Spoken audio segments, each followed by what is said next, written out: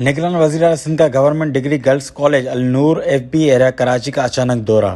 نگران وزیر اعلیٰ سندھ نے کالج لیب کا دورہ کیا۔ ڈگری کالج کی لیب میں آلات اور ٹوٹی ہوئی اور مٹی سے بھرے ہوئے تھے، لیکن بی ایس کی کلاسز نہیں کروائی جاتی۔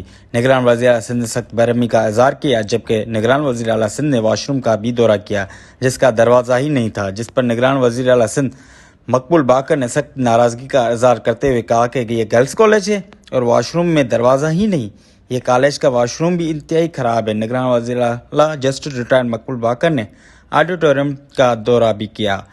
آڈیٹوریم ہال کا صورتحال شدید خراب تھی، جس پر وزیر اعلیٰ سندھ نے کہا کہ یہ دروازہ کیوں ٹوٹا ہوا ہے؟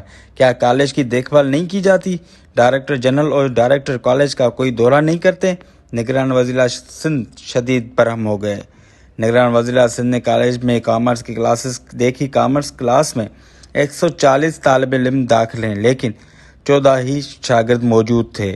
وزیر اعلیٰ سندھ نے کہا کہ کالج کے زیر استعمال ہے، عوام کا پیسہ ضائع ہو رہا ہے۔ نگران وزیر اعلیٰ سندھ نے کالج کے دوسرے آڈیٹوریم دیکھا۔